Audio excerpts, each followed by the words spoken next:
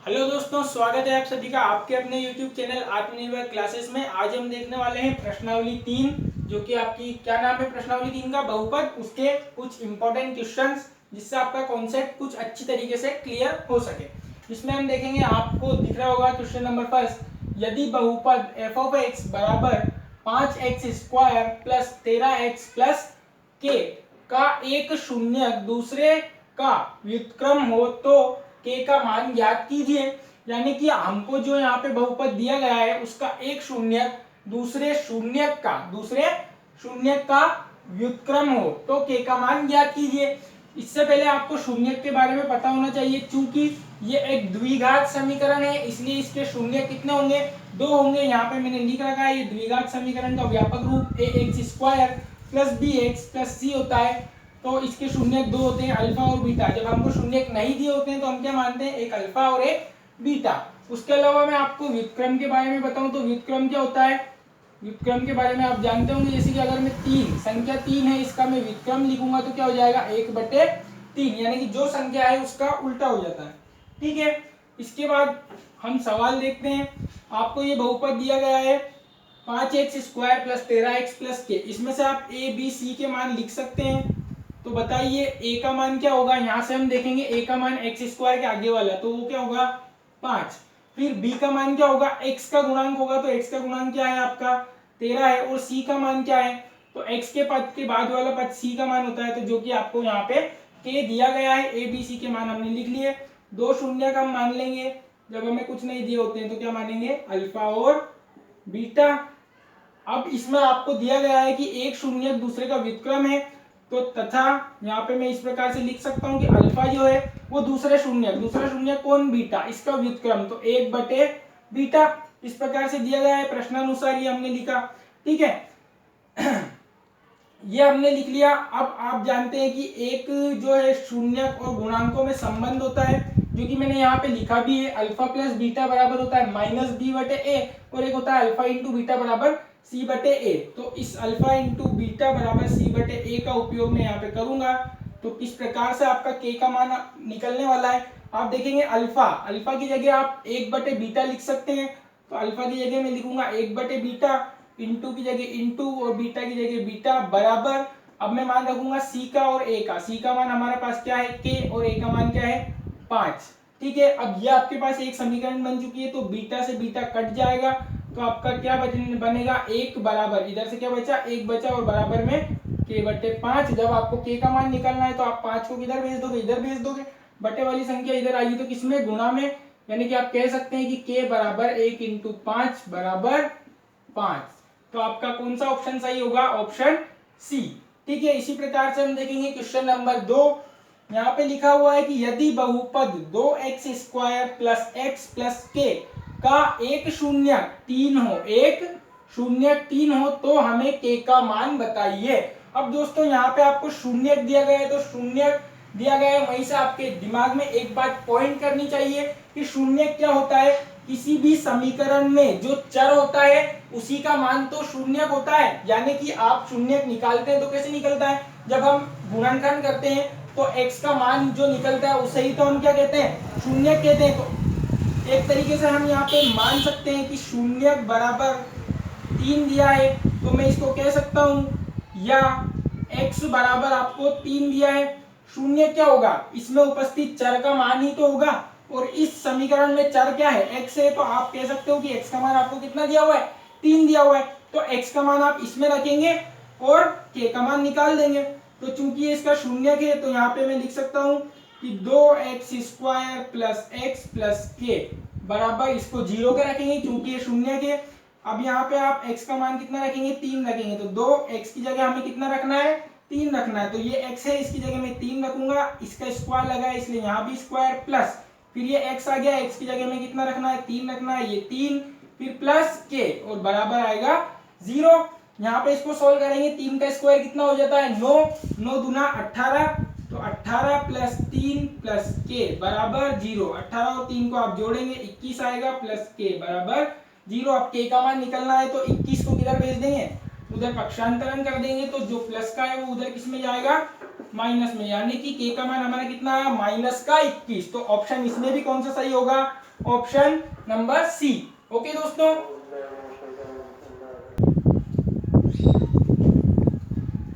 इसके बाद आप देखेंगे क्वेश्चन नंबर 3, जिसमें आपको दिया गया है कि द्विघात समीकरण 4x² माइनस 12x माइनस 9 बराबर 0 के मूलों की प्रकृति बताइए। हमें क्या बताना है, मूलों की प्रकृति बताना है। तो मूलों की प्रकृति यहाँ पे आपको देखते ही आपके माइंड में एक सूत्र आना चाहिए। वो कौन सा सूत्र है, श्रीधराचार्य का सूत्र, जो कि क्या होता है, द्विघात समीकरण के मूल बराबर x बराबर minus b plus minus under root b square minus 4ac बटे 2a। ये सूत्र श्रीधराचार्य सूत्र है, ये आप सभी जानते होंगे। अब इससे हम मूलों की प्रकृति कैसे निकालते हैं, इसमें हम बी स्क्वायर माइनस 4ac को क्या कहते हैं, विविक्त कर कह देते हैं, जिसको हम d से प्रदर्शित करते हैं, बराबर क्या होता है बी स्क्वायर माइनस 4ac। ठीक है, अब ये बी स्क्वायर माइनस 4ac को d कहते हैं। तो d का मान यदि 0 से बड़ा होता है तो मूल कैसे होते हैं, वास्तविक और भिन्न भिन्न। इसके अलावा जब d का मान 0 के बराबर होता है तो मूल कैसे होते हैं, वास्तविक तथा समान, यानी कि बराबर। यानी कि अगर एक मूल 1/2 है तो दूसरा भी अपने आप कितना होगा, 1/2 ही होगा। वो तीसरी कंडीशन आपके पास होती है जब d इज लेस देन 0, यानी कि d 0 से छोटा होगा तो मूल कैसे होते हैं, काल्पनिक होते हैं। कैसे क्या होते हैं, काल्पनिक होते हैं। ये आपको मालूम होना चाहिए, अगर नहीं मालूम है तो अभी मैंने यहाँ पे लिख दिया है। अब इसी से हमारा ये क्वेश्चन जो होना सोल्व होने वाला है। तो आप इसमें देखेंगे सबसे पहले ABC के मान आप लिख सकते हैं। तो A का मान इसमें क्या होगा, 4 होगा। B का मान हम देखेंगे x का गुणांक, जो कि क्या दिख रहा है हमें माइनस का 12। और C का मान हम देखेंगे अचर पद, तो x के बाद वाला जो होता है वो अचर पद होता है। तो अचर पद के रूप में यहाँ पे आपको क्या दिख रहा है, माइनस का 9। तो क्या अब आप यहाँ पे इस सूत्र का प्रयोग करोगे, नहीं। क्यों, क्योंकि हमें सिर्फ मूलों की प्रकृति बतानी है। तो हमें मूलों की प्रकृति किससे पता चल सकती है, डी स्क्वायर माइनस 4ac से। तो यहाँ पे हम लिखेंगे d बराबर बी स्क्वायर माइनस 4ac। इस सूत्र से हम मूलों की प्रकृति को पता कर सकते हैं। मान रख देंगे b की जगह, b का मान कितना मान है -12, चूंकि इसका स्क्वायर लगा है तो यहाँ भी स्क्वायर -4। a की जगह a का मान जो कि कितना दिख रहा है आपको 4, और c की जगह c का मान कितना मान है -9। इसके बाद आप सोल्व कर सकते हैं। -12 का स्क्वायर कितना हो जाएगा, 144 हो जाएगा। चूंकि माइनस का स्क्वायर हमेशा क्या होता है, प्लस होता है, इसलिए प्लस का 144। यहाँ भी आप देखेंगे माइनस और माइनस प्लस, 9 चौक 36 और 36 चौक कितना होगा 72, 108 और 36 चौक भी 144 ही होगा। ठीक है, यहाँ पर आप इन दोनों को जोड़ेंगे तो 288। तो आपने देखा कि d का मान क्या आया, 288 आया। तो यहाँ पे हमें मान से मतलब नहीं है, चूंकि ये प्लस की संख्या है तो ये 0 से हमेशा क्या होगी, प्लस की संख्या सभी d 0 से यहाँ पे क्या निकला, बड़ा निकला। और अगर d 0 से बड़ा है तो इनमें से कौन सी कंडीशन फॉलो कर रही है, पहली वाली कंडीशन। मूल कैसे होंगे, वास्तविक और भिन्न होंगे। अतः यहाँ पे हम लिख सकते हैं समीकरण के मूल वास्तविक तथा कैसे होंगे, भिन्न भिन्न होंगे।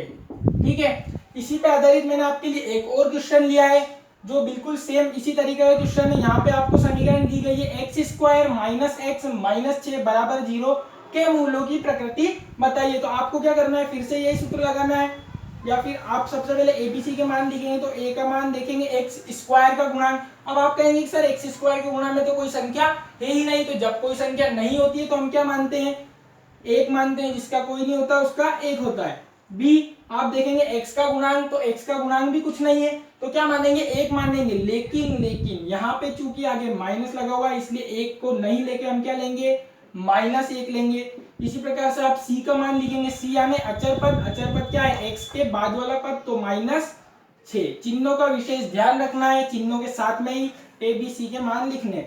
फिर हम d का सूत्र लगा देंगे, b² माइनस 4ac। d का मान रखोगे आप कितना है -1, इसका स्क्वायर माइनस 4 का 4, a का मान रखोगे कितना 1, और c का मान रखोगे कितना -6। यहाँ से आपने देखा -1 का स्क्वायर कितना होता है, 1 होता है, माइनस माइनस क्या हो जाएगा, प्लस 6 चौक 24 और 24 एकम 24, इन दोनों को आप जोड़ोगे तो 24 और 1 कितना हो गया 25। अब बताइए 25 क्या 0 से बड़ा है या छोटा है, आप कहोगे सर ये तो 0 से बड़ा है। तो यहाँ पे हमने देखा कि d इज ग्रेटर देन 0 हमें प्राप्त हुआ, तो कंडीशन इन तीनों में से कौन सी फॉलो हुई, आप कहेंगे कि सर पहले वाली फॉलो हुई, तो इसमें मूल कैसे होंगे, वास्तविक और भिन्न। तो यहाँ भी हम लिख देंगे कि समीकरण के मूल कैसे हैं, वास्तविक और भिन्न भिन्न है, ठीक है।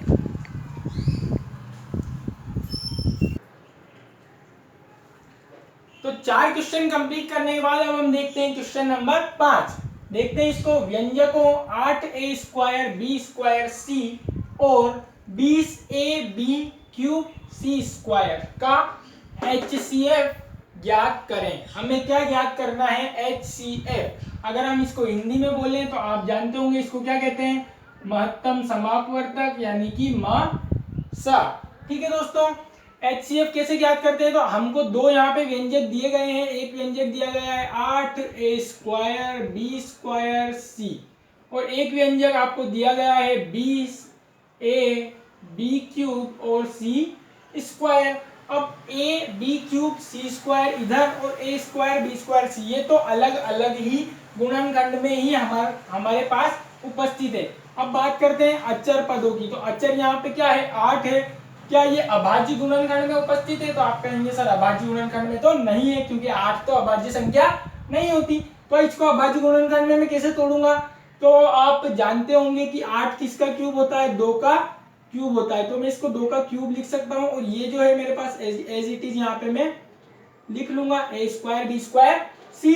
ठीक है, तो ये दो अब अभाज्य गुणनखंड में 8 को हमने परिवर्तित कर दिया। इसी प्रकार से आप जब 20 को परिवर्तित करेंगे तो आप चाहें तो इस विधि से निकाल सकते हैं। सबसे पहले 2 का भाग देंगे तो 10 आएगा, फिर से 2 का देंगे तो 5 आएगा, फिर 5 का देंगे तो 5 एकम 5, यानी कि 2 की घात तो 2 बनेगी और इंटू 5। तो 20 को मैं क्या लिखूंगा, 2 का स्क्वायर इंटू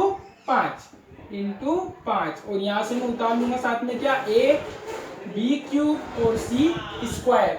अब हमें देखना है क्या, इन दोनों का क्या HCF की फुल फॉर्म क्या होती है, हाईएस्ट कॉमन फैक्टर, यानी कि ऐसे पद जो कि दोनों में कॉमन हो। कॉमन तो देखिए आप 2 की घात 3 इसमें है, लेकिन क्या 2 की घात 3 इसमें है क्या, इसमें नहीं है, इसमें 2 की घात कितनी है, 2 की घात 2 है। तो अब 2 की घात 2 इसमें मुझे दिख रही है, लेकिन इसमें 2 की घात 2 होगी क्या, तो होगी, आप कहेंगे कि होगी। देखो यहाँ पे 3 जने खड़े हैं और यहाँ पे 2 जने खड़े हैं, तो आप यहाँ से भी 2 को बुला सकते हो और यहाँ से भी 2 को बुला सकते हो, यानी कि इसमें से और इसमें से क्या कॉमन आया, 2 की घात कितनी 2 की घात 2 दोनों में से कॉमन आई। उसके बाद आप देखेंगे 5, इसमें 5 है क्या, इसमें है क्या, नहीं है, तो ये लिखेंगे क्या, नहीं लिखेंगे। आप देखो 1 की घात 2 यहाँ पे और 1 की घात 1 यहाँ पे, तो कॉमन कौन सी आ सकती है, बड़ी वाली आएगी, नहीं, कौन सी कॉमन आएगी, छोटी वाली, तो 1 की घात 1 कॉमन आ गई। फिर हम देखेंगे b, तो यहाँ पे b की घात 2 है और यहाँ पे 3 है, कॉमन कौन सी आती है, छोटी वाली, क्यों, क्योंकि यहाँ से भी आप 2 ले सकते हो और 3 के अंदर से भी आप 2 ले सकते हो, इसलिए हम यहाँ पे लिखेंगे छोटी वाली घात, तो b की घात 2।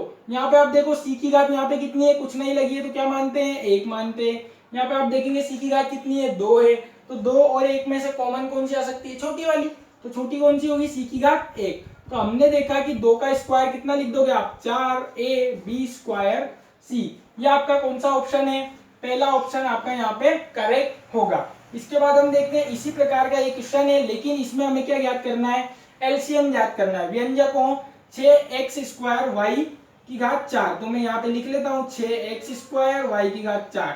एक तो आपको ये व्यंजक दिया गया है और एक दिया गया है आपको 10x और y की घात 2, ये दो व्यंजक दिए गए, इनका आपको ज्ञात करना एलसीएम।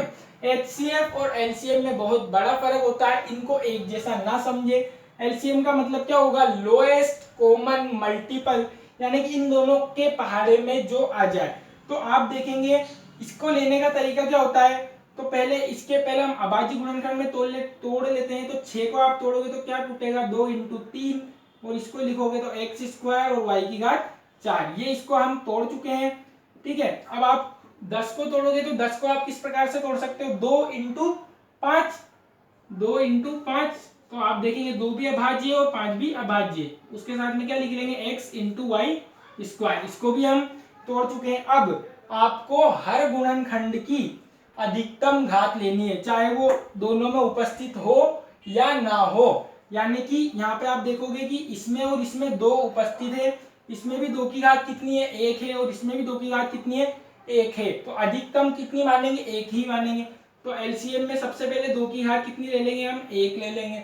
फिर हम देखेंगे 3, तो 3 तो मुझे इसमें दिख रहा है सर, इसमें तो 3 है ही नहीं, लेकिन उसके बावजूद जब 3 इसमें तो है तो इसकी अधिकतम घात 1 को ही मानेंगे, यानी कि 3 भी आपको यहाँ पे लेना है, तो 3 की घात 1 भी आप ले लेंगे। उसके बाद आप देखेंगे इसमें देखा मैंने कि 5, सर 5 इस वाले में तो है लेकिन इस वाले में तो नहीं है, लेकिन आपको प्रत्येक गुणनखंड की अधिकतम घात लेनी है, चाहे वो दोनों में उपस्थित हो या ना हो।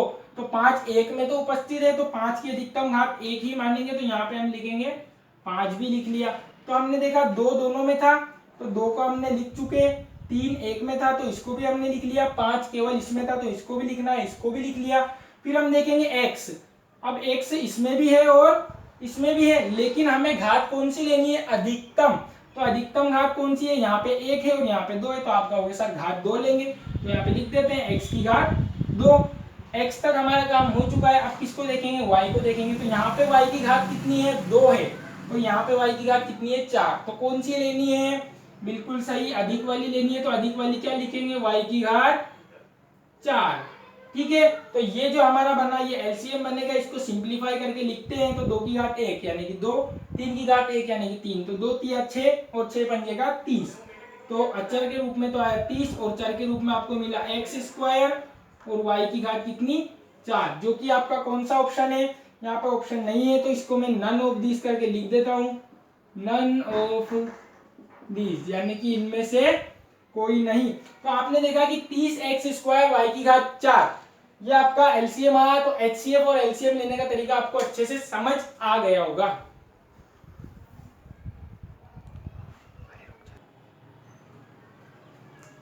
इसके बाद हम आते हैं हमारे क्वेश्चन नंबर 7 पे। तो देखिए क्वेश्चन नंबर 7 में आपको क्या दिया गया है, व्यंजकों 6x स्क्वायर वाई की घात 4 तथा 10x वाई स्क्वायर का एलसीएम 30x स्क्वायर वाई की घात 4 हो तो इनका एचसीएफ ज्ञात करें। यानी कि ये दो व्यंजक आपको दिए गए हैं, एक तो 6x स्क्वायर वाई की घात 4 और 10x वाई स्क्वायर, इनका एलसीएम भी आपको दिया गया है, क्या है, 30x स्क्वायर वाई की घात 4 हो। तो अब हमें इनका क्या ज्ञात करना है, एचसीएफ ज्ञात करना है। तो एक बार जो जो दिया गया है और इसके option a b c d मैंने यहाँ पे लिखे हुए, एक बार जो जो हमको गिवन है वो हम लिख लेते हैं। तो देखिए पहला व्यंजक आपको क्या दिया गया है, ए, तो मैं पहले व्यंजक को ए मान रहा हूँ, कैपिटल ए, तो कैपिटल ए बराबर मैंने लिख लिया 6x स्क्वायर और वाई की घात 4, ठीक है। फिर मुझे दूसरा व्यंजक, तो दूसरे व्यंजक को मैं कैपिटल बी मान रहा हूं, तो कैपिटल बी बराबर मुझे कितना दिया गया है, 10x इंटू वाई स्क्वायर, ठीक है। इन दोनों का एलसीएम मुझे कितना दिया गया है, 30x स्क्वायर वाई की घात 4, तो मैंने इनको ए बी माना है, तो मैं लिख सकता हूं कि LCM of a and b is equal to, जो कि हमें कितना दिया गया है, 30x स्क्वायर वाई की पावर 4, ठीक है। ए आपको दिया गया है, बी दिया गया है, ए और बी दोनों का एलसीएम भी दिया गया है। आपसे पूछा गया है कि HCF of a and b, यानी कि इन दोनों का एचसीएफ हमें ज्ञात करना है।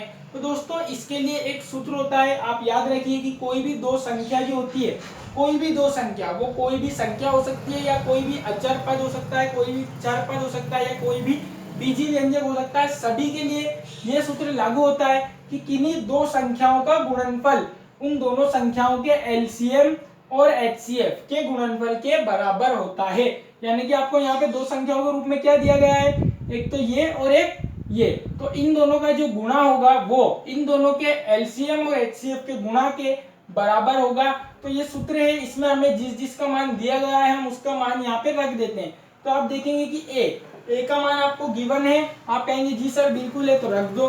तो ए की जगह मैं क्या रखूंगा 6x² और y की घात 4। ठीक है, ये मैंने ए की जगह रखा।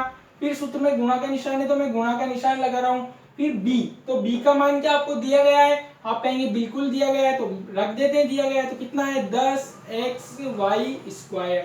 यहाँ तक मैं इसको कंप्लीट कर चुका हूँ। अब बराबर तो बराबर, फिर आ रहा है एलसीएम ऑफ ए बी। तो क्या एलसीएम ऑफ ए बी आपको दिया गया है, तो बिल्कुल दिया गया है। क्या है उसका मान 30x² y की घात 4।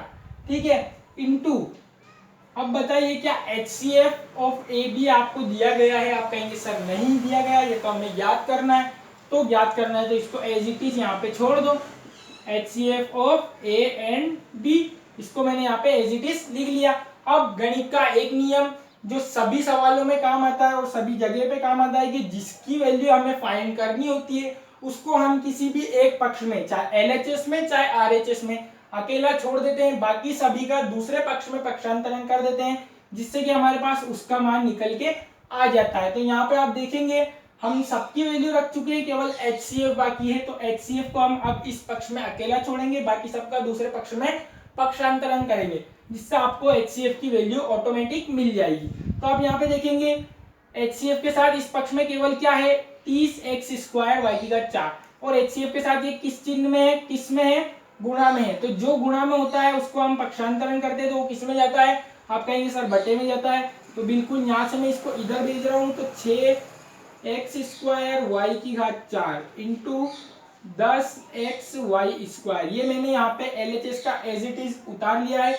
30x² y की घात 4 को इधर भेजूंगा तो किसमें आएगा, इनके बटे में आएगा। तो यहाँ पे बटे में 30x² y की घात 4, ये मैंने इसको यहाँ पे बटे में लिख दिया। देखो इसको इधर लिख चुका हूँ, तो क्या अब इधर ये लिखूंगा क्या, नहीं लिखूंगा। इधर केवल क्या बचा HCF of a and b, ये अकेला रह गया। अब इसको थोड़ा सिंप्लीफाई कर सकते हैं। तो आप देखो जीरो से यहाँ पे जीरो कैंसिल हो जाएगा। ठीक है, अब और कुछ कट रहा है कि आप कहेंगे सर 3 से 6 भी कटेगा, तो बिल्कुल 3 एकम 3 और 3 दूना 6। ठीक है, अब एक बार मैं लिख लेता हूँ, यहाँ पे ज्यादा काटा पीटी करेंगे आपको समझ में नहीं आया। तो ऊपर से देखो 2 बचा x² y की घात 4 इंटू, यहाँ पे से तो 1 है तो 1 का आप इसमें गुणा करोगे तो यही पद आएगा xy², बटे में आ जाएगा आपके पास x² और y की घात 4। 0 और 3 तो कट ही चुके हैं, 1 है तो 1। अब यहाँ पे आप देखेंगे x² नीचे भी है और x² ऊपर भी है, तो क्या x² से x² कट सकता है, बिल्कुल कट सकता है, हमने काट दिया। फिर देखेंगे y की घात 4 नीचे भी है और ऊपर भी है, काट सकते हैं, बिल्कुल काट सकते हैं। y की घात 4 से y की घात 4 को भी हमने काट दिया। तो आपके पास बचा क्या, HCF ऑफ ए बी। तो HCF ऑफ ए बी बराबर आपके पास केवल क्या बचा, 2 उतारेंगे यहाँ से, उसके बाद ये कट चुका है, ये कट चुका है, x बचा और साथ में y की घात 2 बची। क्या नीचे कुछ बचा है, कुछ नहीं बचा, बटे में 1 है तो उससे हमको कोई मतलब नहीं। तो HCF बराबर आपका क्या आ चुका है 2xy²। यही हमारा क्या होगा, करेक्ट आंसर होगा, जो कि कौन सा ऑप्शन है, ऑप्शन नंबर सी। तो ये आपका करेक्ट आंसर होगा। उम्मीद है दोस्तों आपको वीडियो पसंद आई होगी, क्वेश्चंस अच्छे लगे होंगे, कॉन्सेप्चुअल क्वेश्चन थे। एक ये फॉर्मूला नया था, है ना, ये फॉर्मूला आपको याद करना है, लिखना है। ठीक है, और वीडियो अच्छी लगी है तो लाइक करें, कमेंट करें और अपने सभी दोस्तों तक शेयर करें। और जिसने भी अभी तक हमारे चैनल को सब्सक्राइब नहीं किया है, चैनल को सब्सक्राइब जरूर करें और बेल आइकन को प्रेस करें। Thank you.